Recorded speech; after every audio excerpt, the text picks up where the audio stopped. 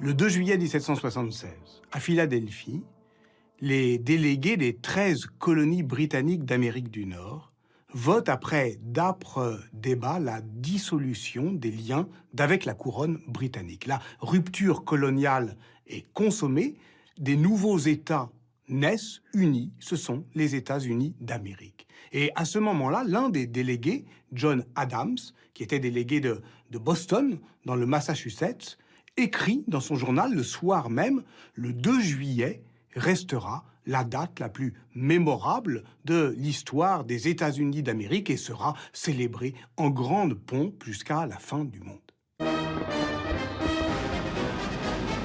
John Adams voyait juste, mais il se trompait de date. Dès l'année suivante, en 1777, c'est le 4 juillet que l'on célèbre l'Independence Day. Et aujourd'hui encore, le 4 juillet est la grande fête de la religion civile américaine. Ce que l'on célèbre le 4 juillet, ce n'est donc pas l'indépendance des États-Unis, elle a été votée par les délégués du Congrès continental de Philadelphie 2 jours avant. Non, ce que l'on célèbre, ce que l'on commémore, c'est un texte qui va d'une certaine manière imposer au monde une nouvelle philosophie. Avec ces mots fracassants, il faut tenir pour une vérité d'évidence que les hommes sont créés égaux. Les hommes sont créés égaux et ils ont des droits inaliénables, parmi lesquels la vie, la liberté et la poursuite du bonheur. C'est donc à Philadelphie qu'il faut se rendre pour retrouver les traces de ce texte fondateur qu'est la Déclaration d'indépendance. Au cœur de la ville moderne, on découvre un parc national historique où se montre et se raconte la geste du combat indépendantiste des États-Unis d'Amérique. Après le selfie obligé devant Independence Hall, où fut signée la déclaration d'indépendance, il faudra faire une longue queue pour vous approcher du Saint des Saints. Ici est conservée Liberty Bell, la cloche qui, dit la légende, sonna pour annoncer aux citoyens de Philadelphie et du monde qu'un État nouveau était né, fondé par la seule force du verbe. Ce qu'on entend dans ce texte, c'est véritablement une expression de la philosophie des Lumières.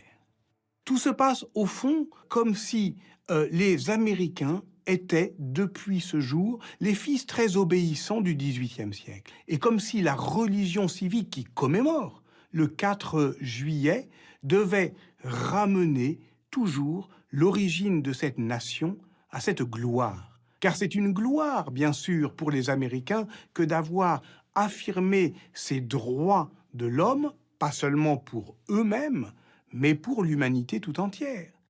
Mais reprenons le récit canonique. Le 11 juin 1776, le second congrès continental, qui réunit les représentants des 13 colonies, nomme 5 délégués pour rédiger le manifeste de l'indépendance. On y trouve notamment John Adams, Benjamin Franklin et Thomas Jefferson, le principal rédacteur du texte. Bien plus tard, en 1817, c'est lui qui suggérera au peintre John Trumbull de composer ce grand tableau d'histoire qui représente les délégués du Congrès de Philadelphie et la Commission des 5.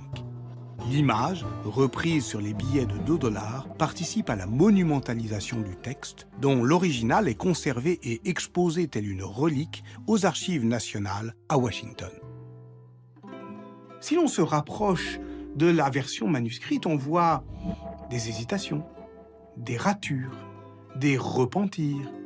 On voit l'histoire revenir au fond en mouvement.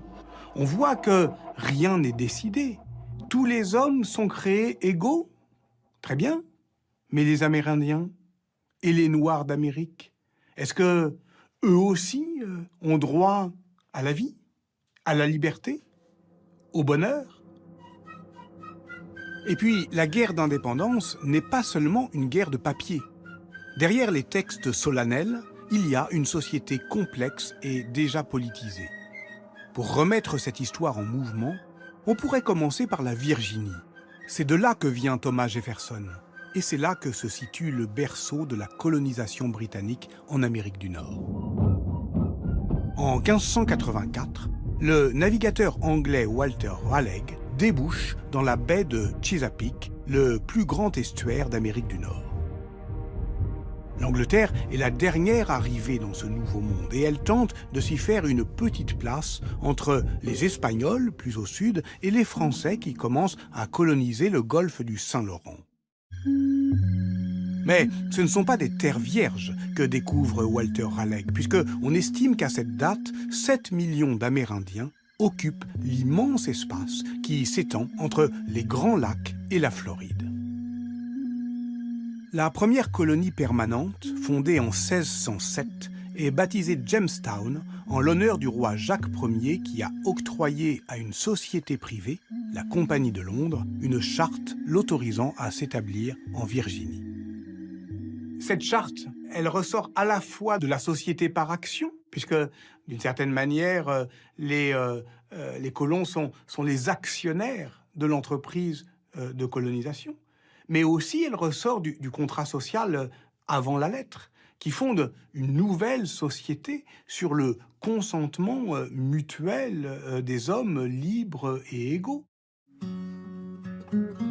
Trouvant des conditions climatiques et des milieux naturels proches de ceux qu'ils connaissent en Europe, ces Britanniques d'outre-mer deviennent pour 90% d'entre eux des agriculteurs. En 1776, ils sont un peu moins de 3 millions d'habitants, répartis en 13 colonies, du Massachusetts au nord à la Géorgie au sud. Cette nouvelle société, cette société civile, elle a d'emblée des caractéristiques remarquables. Sa diversité confessionnelle, elle est effectivement le produit des guerres de religion en Europe.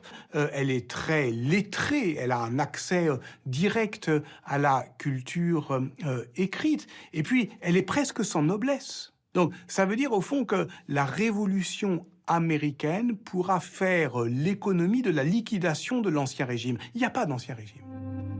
Les caractéristiques économiques et sociales des 13 colonies sont néanmoins très diverses. Le Nord a été façonné par une colonisation d'artisans et de petits fermiers, souvent des puritains fuyant les persécutions en Angleterre. Là sont les principales villes du pays, New York, Boston et Philadelphie. Le Sud est au contraire dominé par des grands domaines agricoles, où l'on cultive le tabac d'abord, le sucre et le coton ensuite, et où travaillent à partir de 1660 450 000 esclaves. Cette économie de plantation est très dépendante du débouché anglais, tandis que les colonies du Nord sont devenues autonomes. L'indépendance économique précède et annonce l'indépendance politique. Mais pour mieux saisir les circonstances de la rupture coloniale de 1776, il faut s'arrêter sur une autre date. En 1756, 20 ans avant la guerre d'indépendance américaine, un autre conflit éclate, la guerre de 7 ans, qui oppose la France à l'Angleterre.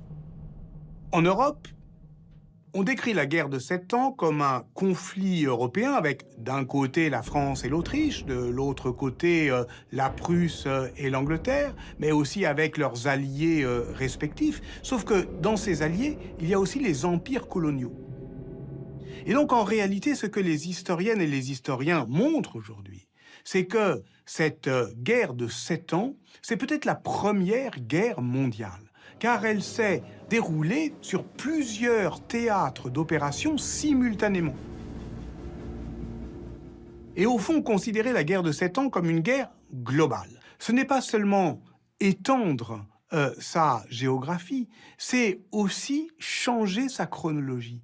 Car ailleurs qu'en Europe, elle dure plus que 7 ans. En Amérique d'ailleurs, on ne parle pas de guerre de 7 ans, mais de guerre contre les Indiens et les Français. Elle commence 2 ans avant 1756 par des affrontements avec les Français au Canada, puis dans l'Ohio, mais surtout, elle dure bien après 1763, car la capitulation de la France se solde par l'abandon de ses possessions coloniales en Amérique, où le départ des Français bouscule l'équilibre des alliances locales et déclenche les premières guerres indiennes. Évidemment que l'Angleterre est la grande gagnante. L'Angleterre est victorieuse. Mais l'Angleterre est terriblement endettée. Elle est au fond presque ruinée par cette guerre qu'elle vient de gagner. Alors, il est inévitable que la couronne britannique se retourne vers ses habitants des 13 colonies qui sont devenus si riches et qui payent si peu d'impôts. Pour éponger une dette colossale de 139 millions de livres, l'Angleterre décide donc de lever une série d'impôts sur ces riches colonies d'Amérique. En 1764, le Sugar Act taxe les importations de mélasse. L'année suivante, le Stamp Act impose une redevance sur tous les documents officiels, diplômes, actes juridiques, mais aussi cartes à jouer, almanachs. C'est cela aussi qui va mener à l'indépendance américaine, ce que certains appelleraient aujourd'hui un ras-le-bol fiscal. Toutes ces mesures mercantilistes, elles rencontrent une opposition tenace des colons. À ce moment-là, ils ne veulent pas encore leur indépendance. On est dans un répertoire d'actions qui passe par le boycott. C'est une résistance non violente, mais très puissante. Et c'est une résistance qui permet la démocratisation de la contestation. Parce que tout le monde peut participer à un boycott. Et c'est très important de considérer que jusqu'en 1775, cette révolte, elle est peu violente. C'est à Boston que le conflit entre les colons et la couronne britannique change de dimension. Dans le centre-ville, un tracé de briques baptisé Freedom Trail relie entre eux les lieux emblématiques de la Révolution. C'est ici, devant l'hôtel de ville, que le 5 mars 1770, les soldats britanniques tirent sur une manifestation. On relève 7 morts. Un graveur d'origine française du nom de Paul Revers représente l'événement comme le massacre sanglant de Boston. Sa gravure deviendra une icône de la propagande patriotique et le cimetière où sont enterrées ces premières victimes de la guerre est devenu un haut lieu du tourisme mémoriel. En mai 1773, le Parlement britannique vote le Tea Act. Cette nouvelle mesure fiscale favorise l'importation de thé anglais aux dépens du thé hollandais de contrebande dont le commerce fait vivre de nombreux marchands de Boston. Le 16 décembre a lieu la fameuse Boston Tea Party. Quelques dizaines de colons déguisés en indiens Mohawks grimpent sur le pont de 3 bateaux britanniques qui mouillent dans le port et jettent les caisses de thé anglais par-dessus bord. Ce qui se passe avec le Boston Tea Party, c'est au fond le passage d'une résistance fiscale à un projet politique. Parce que le grand slogan des rebelles, c'est « pas de taxation sans représentation ». Or, ni les Bostoniens, ni d'ailleurs aucun des habitants des 13 colonies ne sont représentés aux communes. Alors, pourquoi devraient-ils payer un impôt qu'ils ne votent pas ? Lorsque les représentants des 13 colonies se réunissent à Philadelphie en 1774 pour le premier congrès continental, il ne s'agit déjà plus seulement de protester contre des lois injustes, mais d'imaginer un avenir politique en commun.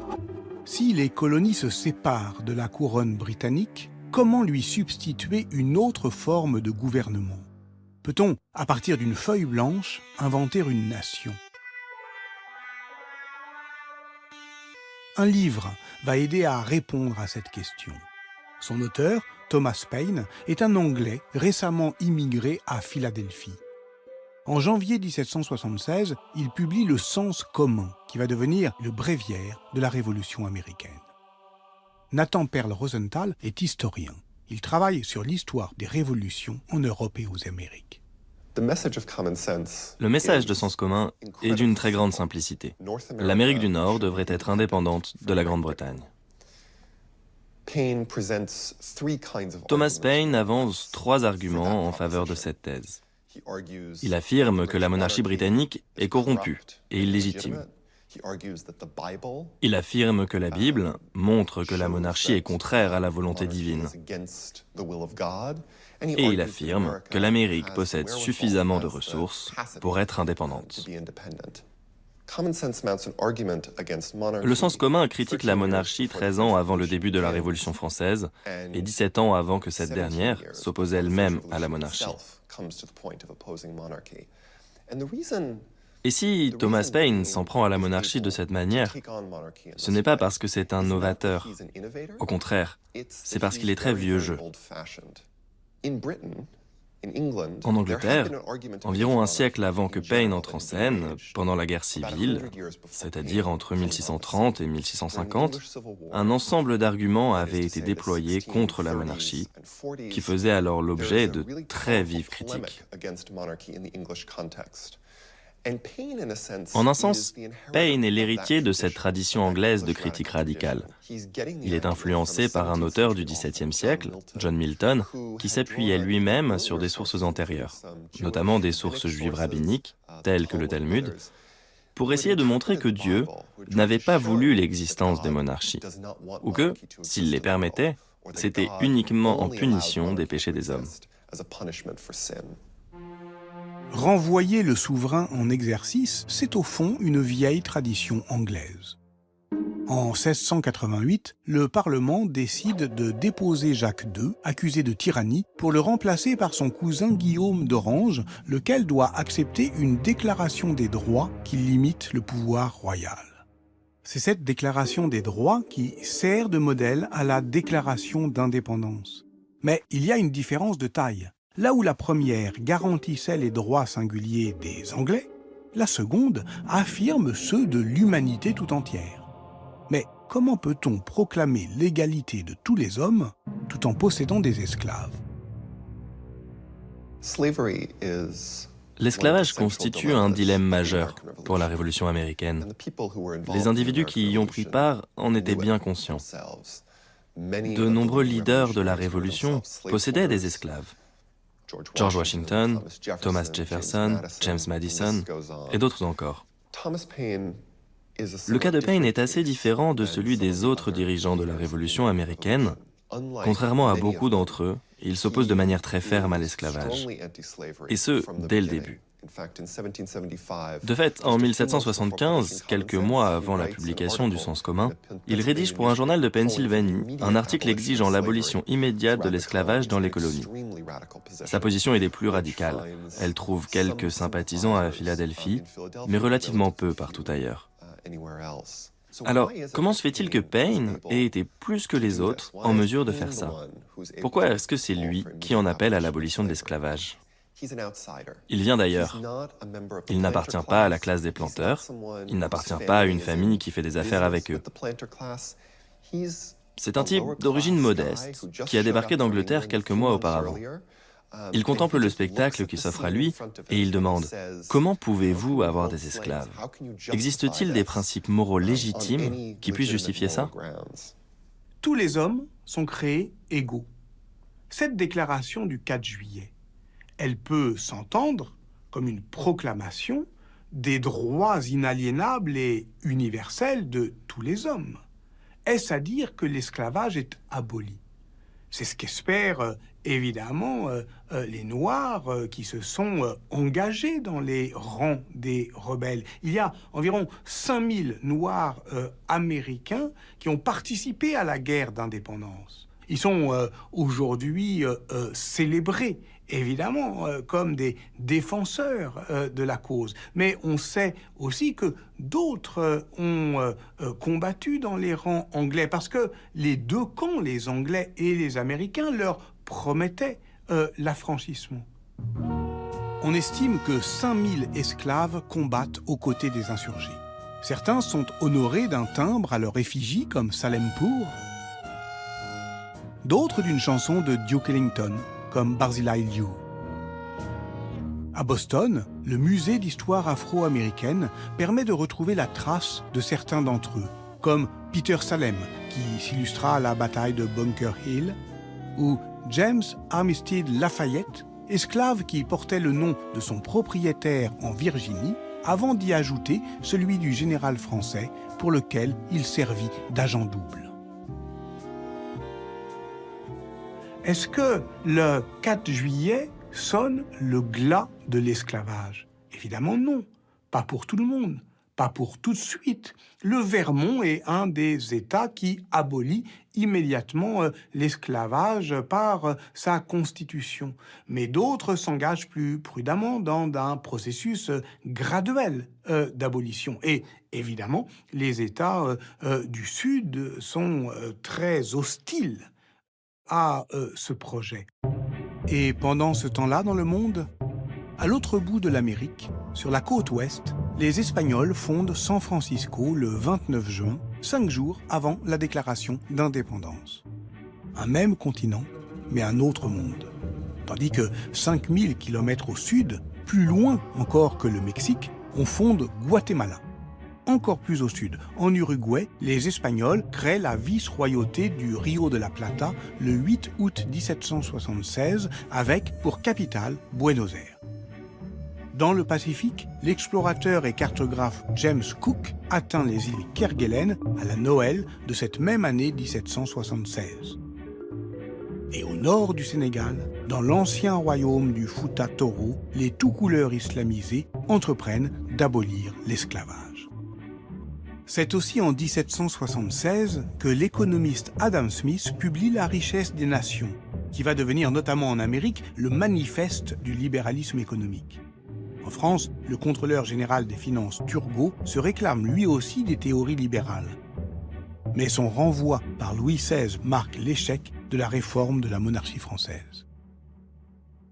Vu de France, la vraie question aussi, c'est de savoir si la Révolution américaine prépare la Révolution française. Tocqueville, encore lui, disait que la Révolution française devait moins à ce que les Américains avaient fait qu'à ce que les Français en avaient pensé.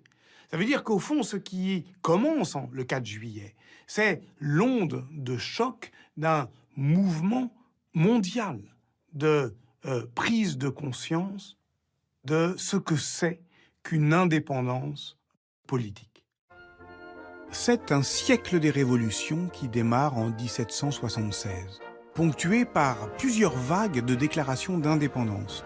Pour se limiter aux Amériques, citons Haïti en 1804, qui pousse bien plus loin l'idéal universaliste des Lumières en intégrant l'indépendance noire, la Colombie et le Venezuela en 1811, l'Argentine en 1816, le Chili en 1818.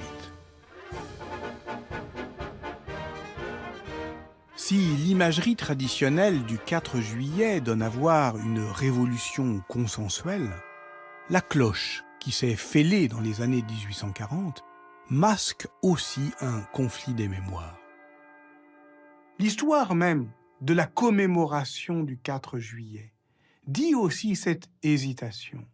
Le premier centenaire, 1876, est véritablement le moment de la monumentalisation. Pourquoi ? Parce que, au fond, la fin de la guerre de sécession, qui solde définitivement la question de l'esclavage, est la seconde naissance de l'Amérique.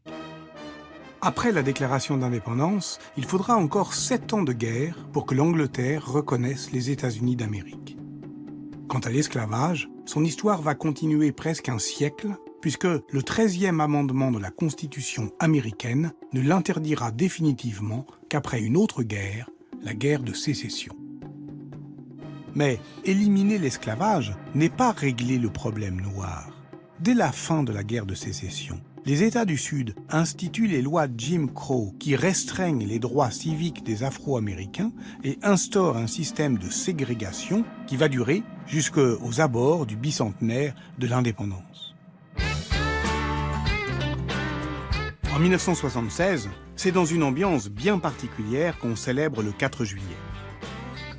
Les États-Unis ont dû quitter définitivement le Vietnam l'année précédente et le 2 juillet 1976, c'est une réunification qui est proclamée, celle de la République socialiste du Vietnam, qui signe l'échec de la politique extérieure américaine et interroge l'universalité de ses valeurs.